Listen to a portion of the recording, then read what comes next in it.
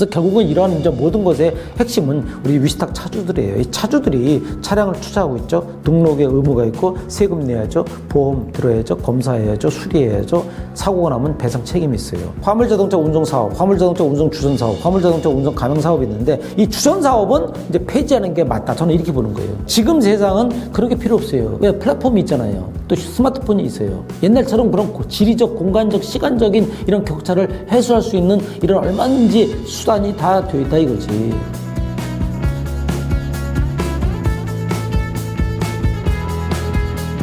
자, 안녕하세요. 오늘 날씨가 무척 춥습니다.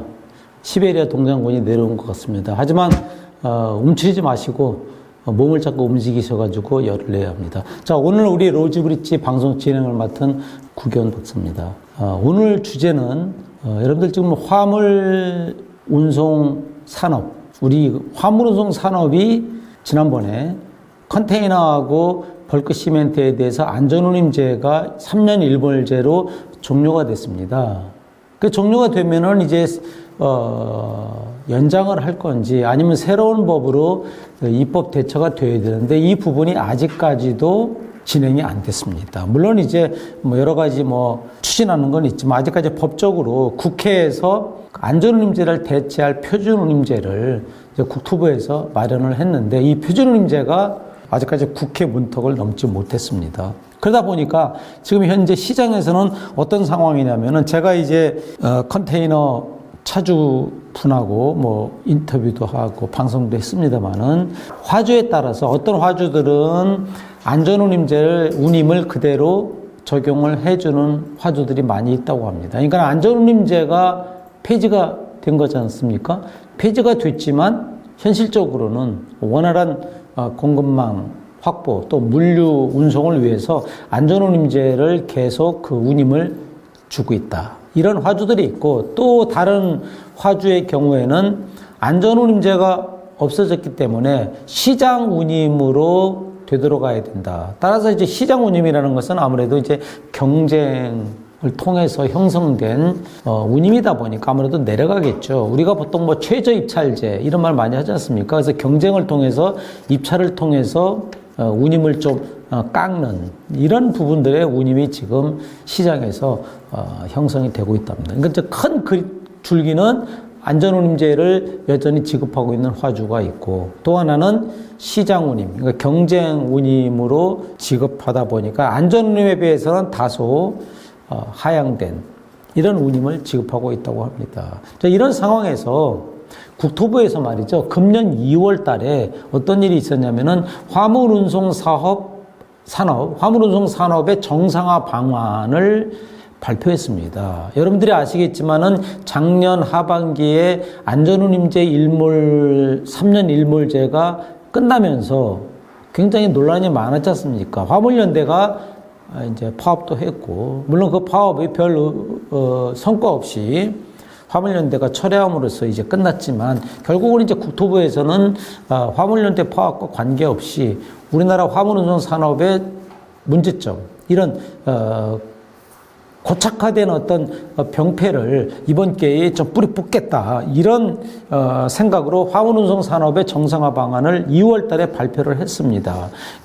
여기에 보면은 이제 그때 이제 발표하면서 국토부에다가 지입제 피해 집중 신고 기한이라는 것을 만들어서 신고를 받았어요. 그러니까 무슨 말이냐면 우리가 지입제가 지금 굉장히 문제가 됐지 않습니까? 그래서 이 지입제로 인해서 화물 차주들이 어떤 피해를 입었는지 집중 신고 기간을 설정을 했는데 이게 이제 금년 2월 20일부터 3월 17일까지 그죠? 약 한 6일간인데 이때 언론을 보니까 총 790건이 피해가 접수가 됐습니다. 이 피해를 크게 나누면 세 가지가 있습니다. 첫 번째는 번호판 사용료를 부당하게 요구하고 수취했다. 이게 424건. 그러니까 전체 신고 건수의 약 53% 됩니다. 그러니까는 우리가 보통 보면은 번호판은 집 업체가 갖고 있지 않습니까? 그리고 화물 차주, 위탁 화물 차주들은 차량을 구입해서 제공을 하고 운송 위탁받아서 하는 사업자거든요. 그러다 보니까 이제 이 번호판을 사용하는데 사용료를 내라. 이 부분이 하나 있고요. 두 번째는 이제 집 사업자가 차주들한테 일감을 줘야 되는데 이 일감을 제공하지 않았다. 그러니까 쉽게 얘기하면 화주 또는 주선사로부터 그 운송 계약, 화물 운송 계약을 이제 제대로 받지 못했다는 거죠. 그러다 보니까 차주한테 일감을 제공하지 않은 사례가 이제 113건. 이게 이제 한 14% 된다고 합니다. 그 다음에 이제, 마지막으로는 이제 우리가 이제 차량을, 예를 들어서 컨테이너 트레일러다. 그러면 차량을 대폐차하는 게 있거든요. 우리가 보통 차량 한 10년 정도 쓰는데, 그럼 대폐차 할 때, 지입회사 명의로 돼 있다 보니까 소유권이 어떤 문제가 되냐면은 대폐차는 차주가 하는 건데 돈을 들여서 그때 도장이 들어가야 돼. 그러니까 여러분들 대폐차 신청서에 이 도장을 찍는데 이 도장값을 달라. 그러니까 도장 날인값이 되겠죠. 그래서 이런 것을 부당하게 요구하는 경우가 또 수취한 경우가 33건. 한 4% 된다. 이렇게 해서 이제 총 3가지의 큰 유형으로 지입제 피해 집중 신고 기간에 약 790건이 접수가 되었다. 그래서 이걸 가지고 이제 국토부에서 처분을 한 게 3가지입니다. 지자체에서 행정 처분을 이제 해라. 라고 이제 검토 요청한 게 212건. 이건 뭐냐면 이제 사업 정지 같은 건 처분을 하는 거죠. 두 번째는 이제 국세청의 세무조사를 검토해라. 이게 97건이에요. 과세 또는 가산세를 추징해야 된다. 세 번째는 이제 경찰청에다가 수사를 의뢰한 건이 32건인데 이것은 뭐냐면 이제 강요죄, 사기죄. 그렇죠? 이런 부분이죠. 그 어떤 거를 번호판 사용료를 강요했다든지, 그렇죠? 뭐 이런 부분들이 뭐 일감을 제공하지 않으면서 뭐 사기죄다.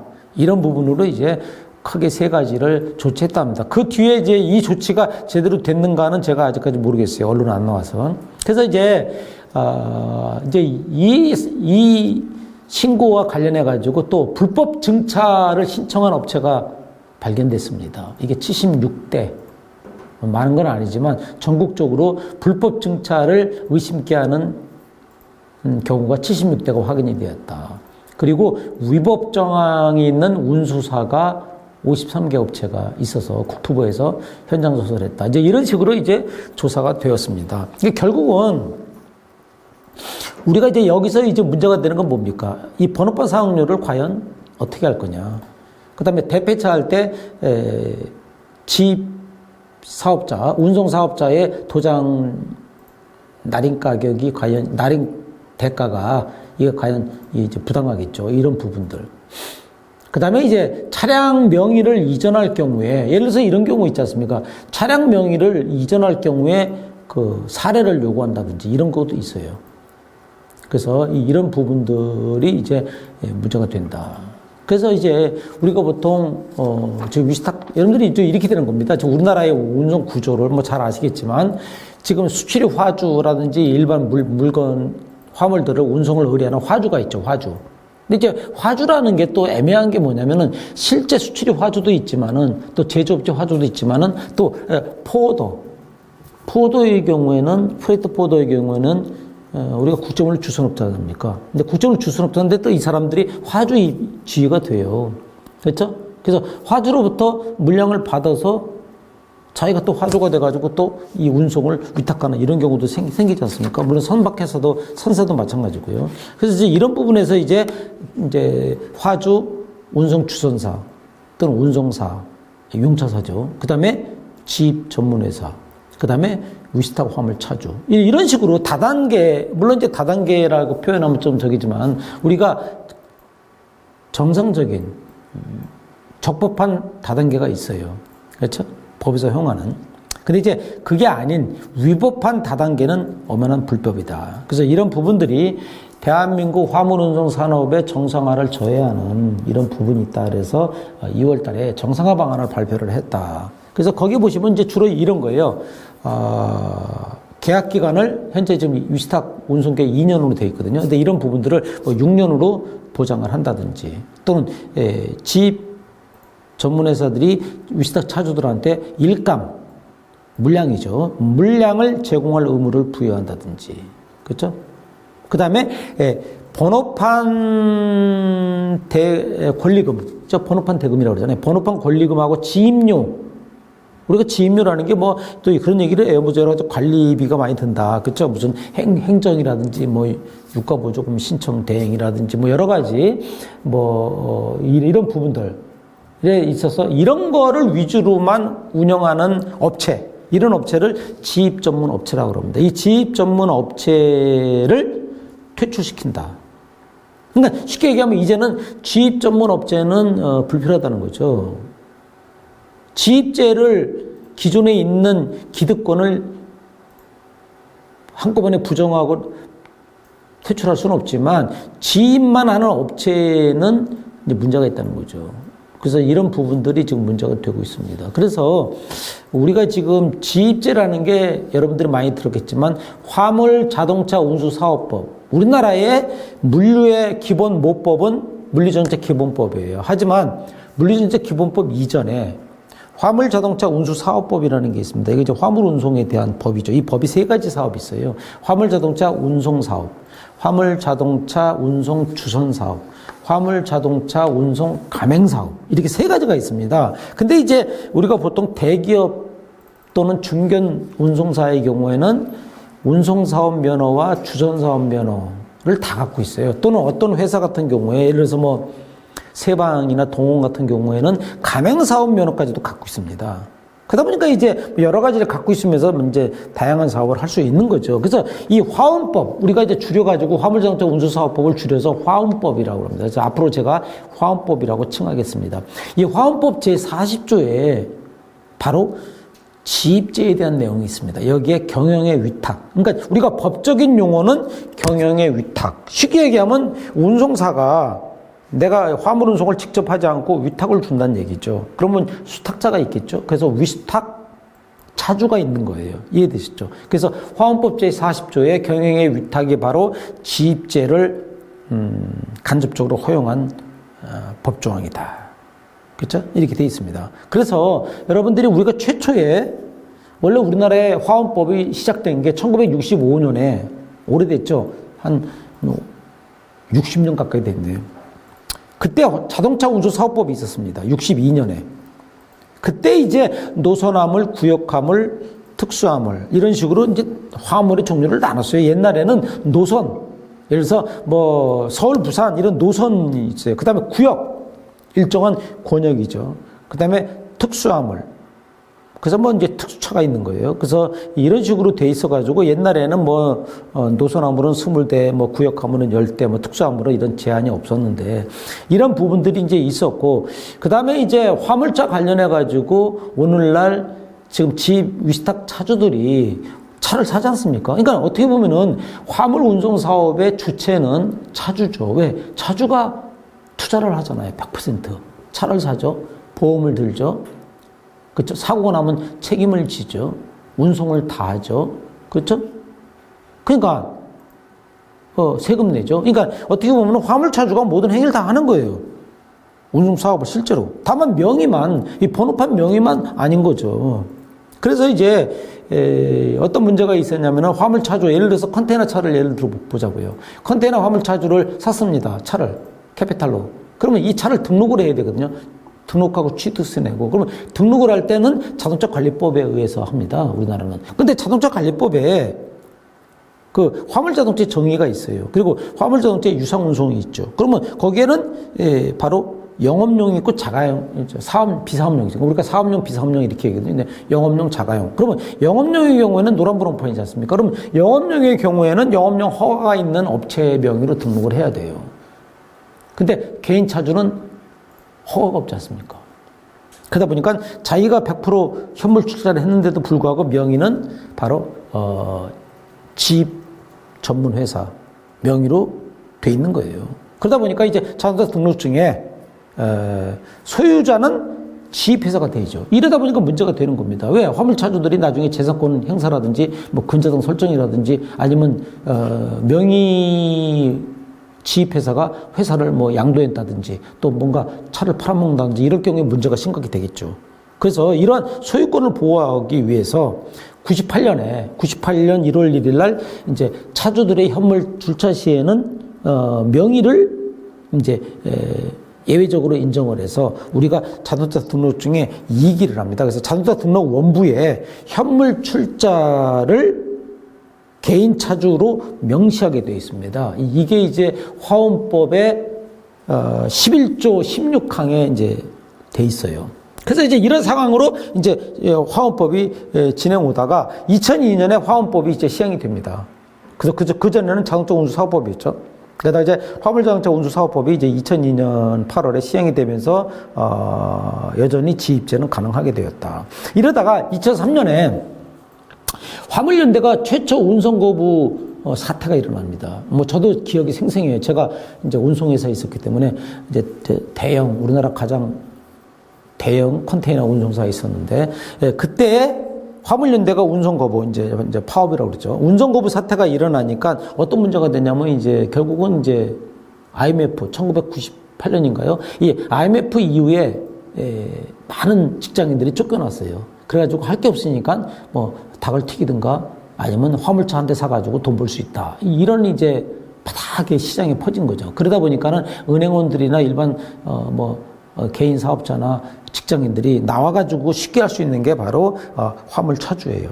그래서 이제 운송거부가 일어난 이유는 이제 더 이상 이제 살기가 막막하니까 그러다 보니까 이제 국토부에서는 그 당시에 어떤 카드를 꺼냈느냐.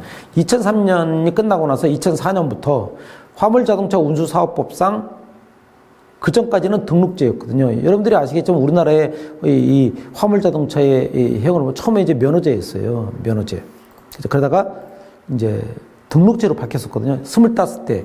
25대만 있으면 운송회사를 할 수 있었어요. 제가 처음에 입사하니까 그때 25대 있어요. 80년대니까.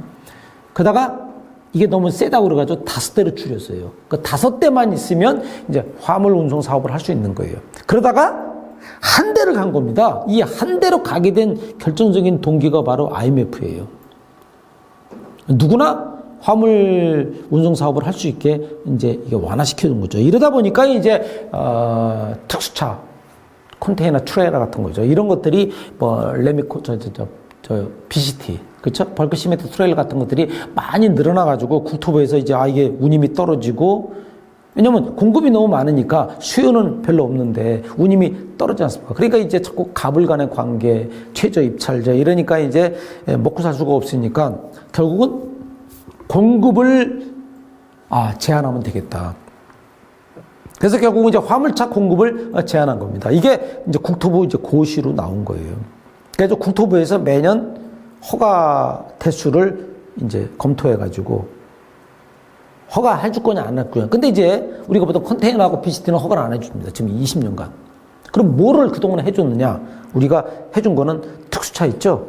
청소차, 폐기물 운반차, 뭐 이런 것들 있잖아요. 이런 것들은 계속 이제 산업화가 되면서 도시화가 되면서 모자르거든요. 그렇죠? 여러분들 그래서 이제 이런 차들은 계속 늘려준 거예요. 우리가. 그러니까 다른 차들은 다 줄여도 이런 차들은 계속 늘려왔어요. 그래서 이제 제가 통계를 보니까 청소차하고 오폐수차, 폐기물차 뭐 이런 차들이 지난 20년간 20만 대가 늘어났습니다. 그러니까 이런 차들은 신규 허가가 가능했던 거죠. 증차가 가능했던 거죠. 근데 컨테이너 운송 차량, 컨테이너 차죠. 트랙터라고 그러죠. 왜 트랙터. 그 다음에 BCT, 벌크 시멘트 트레일러 이런 것들은 이제 공급을 제한을 시킨 겁니다. 이러다 보니까 이제 상당히 이제 어느 정도 운임을 유지하게 됐지만 그래도 여전히 최저 입찰자라든지 갑을 간의 관계, 다단계 이런 것 때문에 운임은 적정하게 받지 못했죠. 이런 상황에서 안전 문제가 이제 나온 겁니다.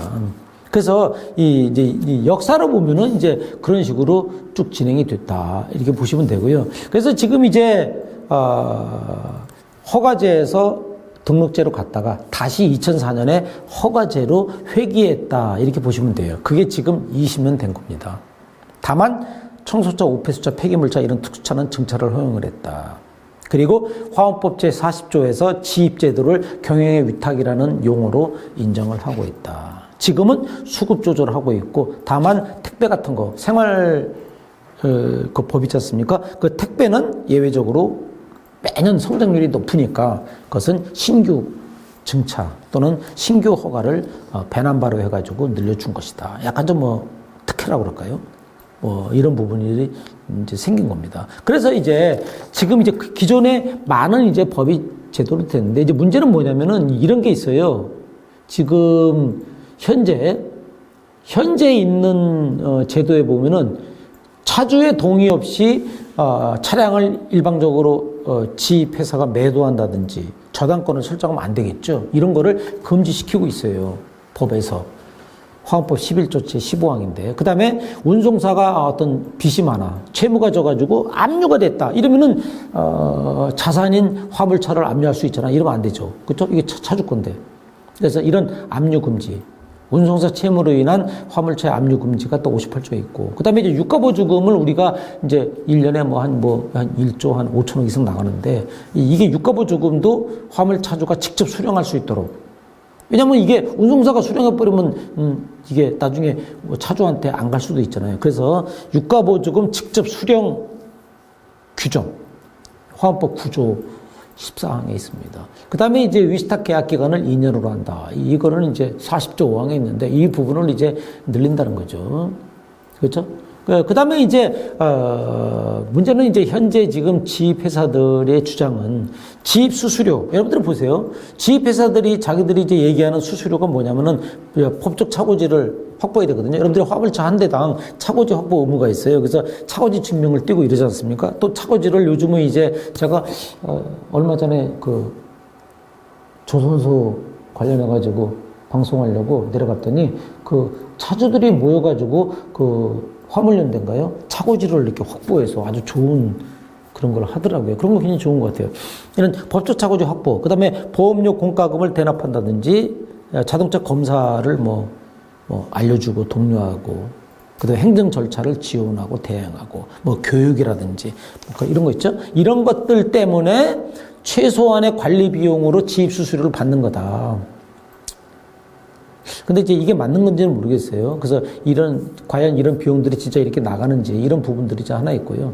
그 다음에는 현행 법상으로는 아무래도 자동차 등록 원부에다가 차주에 대한 그 소유권을 이기한다고 하지만 우리가 여전히 차량 소유권과 운송 사업권이 불일치하고 있다. 쉽게 얘기하면 차량 소유권과 운송사업권이 일치돼야 되거든요. 그러니까 운송사업자가 차량도 갖고 있어야 되죠. 근데 지금 현재 우리나라는 차량 소유는 차주가, 그러나 명의는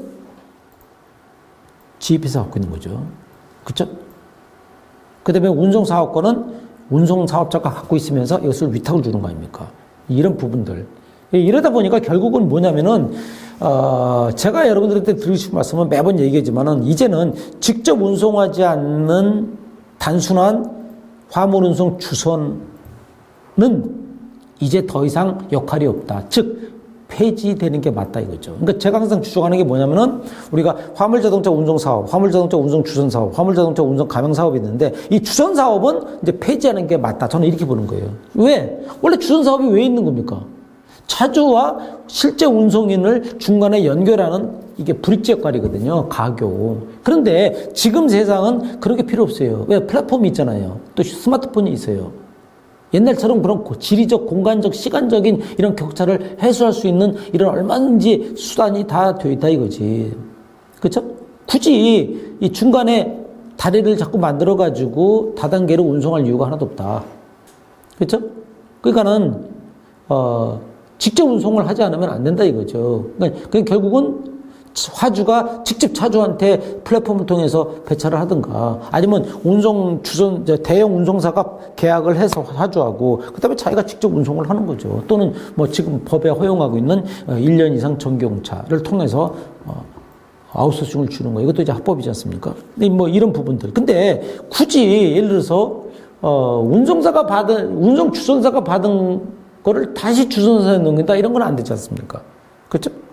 또는 운송사가 받은 것을 자기가 직접 운송을 하고 나머지는 또 가맹 화물 정보망을 통해서 해야 되는데 그게 아니라 또 다른 운송 주선사 때문에 맡긴다든지 이런 부분들은 확실히 문제가 있다. 이런 부분들이 좀 있다는 거죠. 그래서 결국은 이러한 이제 모든 것의 핵심은 우리 위탁 차주들이에요. 이 차주들이 차량을 투자하고 있죠.